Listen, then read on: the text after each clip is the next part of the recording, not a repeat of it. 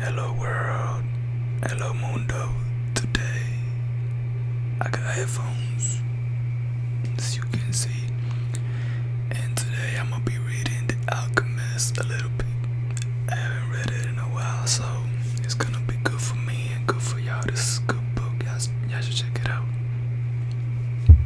The Alchemist by Paulo Coelho. I hope I'm saying it right. Look at it. Alchemist. Great book. It costs around, when I bought it cost me like $16.99.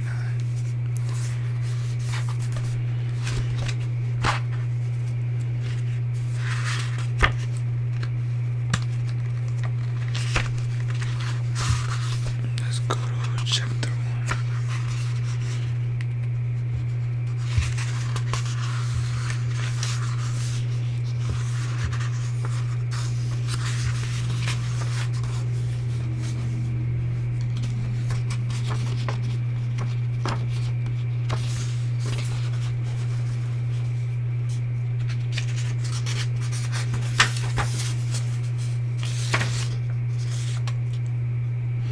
Let's start right here. Don't judge me on my reading. I haven't read it in a while, so be kind, subscribe, and hit the like button. Hey, that sounds wild. I can hear everything out here now. Whatever noise I make. Okay, here we go.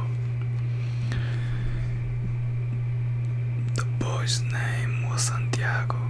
Dusk was falling as the boy arrived with his herd at an abandoned church. The roof had fallen in long ago, and an enormous sycamore had grown on the spot where the sacristy had once stood. What is that? I'm sorry, I went off topic. I don't know what sacristy is. Let's keep it going. He decided to spend the night there. He saw to it that all the sheep entered through the ruined gate, and then laid some planks across it to prevent the flock from wandering away during the night.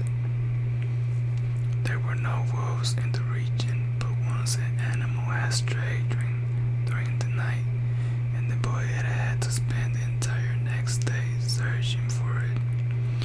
He swept the floor with his jacket and lay down, using the book he had just finished reading as a pillow. He told himself that he would have to start reading thicker books. They lasted longer and made more comfortable pillows. It was still dark when he awoke, and looking up, he could see the stars through the half-destroyed roof.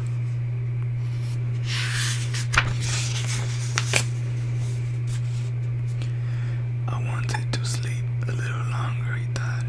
He had the same dream that night as a week ago, and once again he had awakened before it ended. He arose and, taking up his crook, began to awaken the sheep. They still slept. He had noticed that as soon as he awoke, most of his animals also began to stir. It was as if some mysterious energy bound his life to that of the sheep, with whom he had spent the past 2 years, leading them through the countryside in search of food and water. They are so used to me that they know my schedule, he muttered. Thinking about that for a moment, he realized that it could be the other way around, that it was he who had become accustomed to their schedule. But there were certain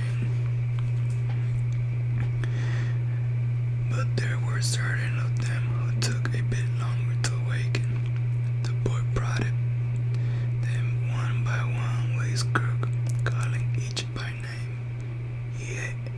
He had always believed that the sheep were able to understand what he said, so there were times when he read them parts of his book songs that had made an impression on him, or when he would tell them of the loneliness or the happiness of a shepherd in the fields.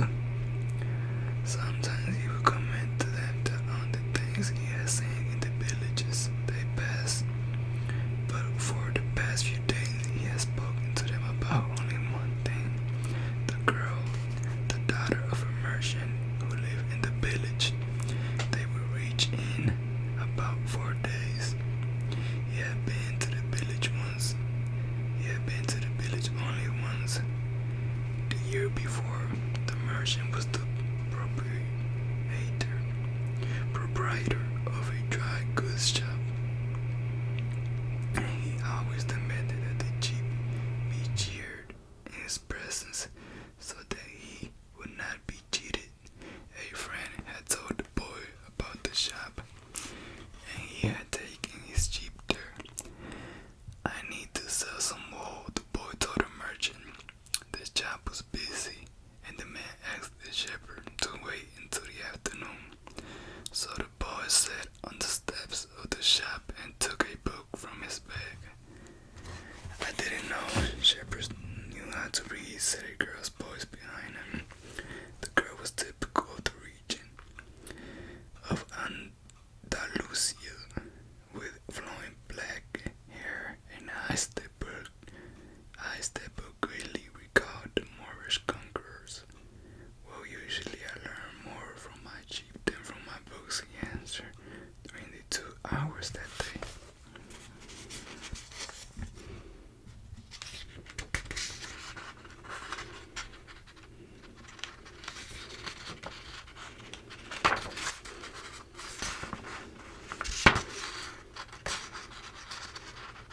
Oh, they're stuck together. There we go. During the 2 hours that they talked, she told him she was the merchant's daughter and spoke of the life in the village, where each day was like all the others. The shepherd told her of the Andalusian countryside and related the news from the other towns where he had stopped. It was a pleasant change from talking to his sheep. "How did you learn to read?" the girl asked at one point. "Like everybody learns," he said, "in school." "Well, if you know how to read, why are you yet a shepherd?" The boy mumbled an answer that allowed him to avoid responding to her question. He was sure the girl would never understand. He went on telling stories about his travels, and her bright Moorish eyes went wide with fear and surprise.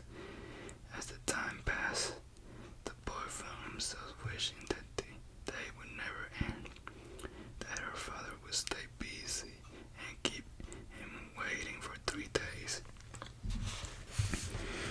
He recognized that he was feeling something he had never experienced before, the desire to live in one place forever with the girl with the raven hair. His days would never be the same again. But finally the merchant appeared and asked the boy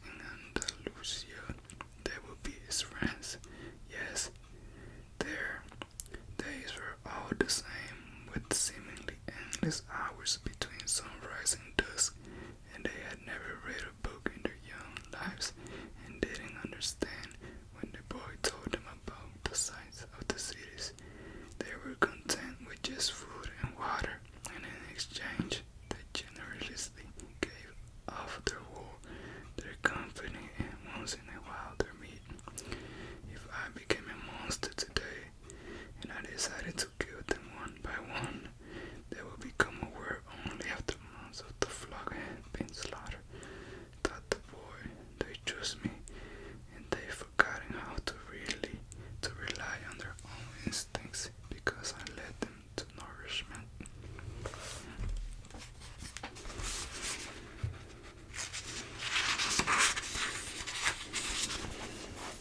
The boy was surprised at his thoughts. Maybe the church with its sycamore growing from within had been haunted. It had caused him to have the same dream for a second time, and it was causing him to feel anger toward his faithful companions.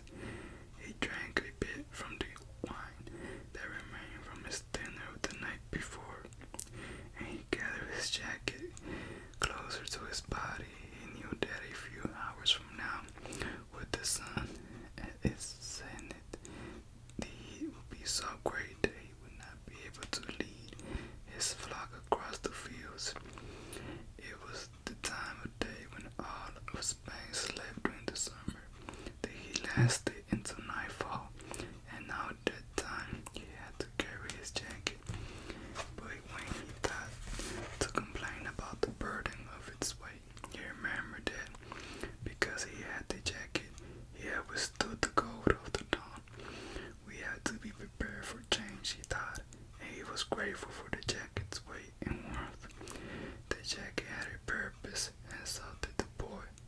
His purpose in life was to travel, and after 2 years of walking the Andalusian terrain, he knew all the cities of the region.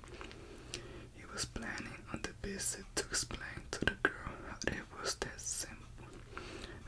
that a simple shepherd knew how to read, that he had attended a seminary until he was 16. His parents had wanted him to become a priest, and thereby a source of pride for his simple farm family. They worked hard just to have food and water like the sheep. He had studied Latin, Spanish, and theology, but ever since he had been a child, he had wanted to know the world, and this was much more important to him than knowing God and learning about man's sins.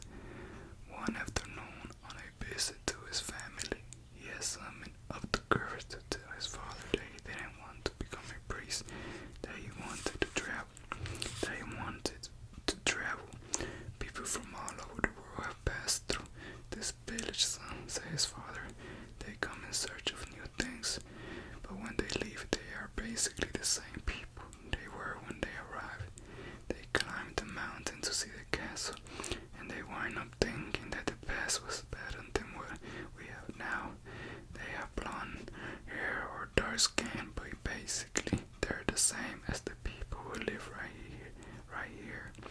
But I like to see the castles in the towns where they live, the boy explained. Those people, when they see our land, say that they would like to live here forever, his father continued.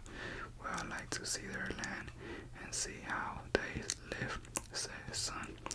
The people who come here have a lot of money to spend, so they can afford to travel, his father said. Among us, the only ones who travel are the shepherds. Well, then I'll be a shepherd, his father said. No more.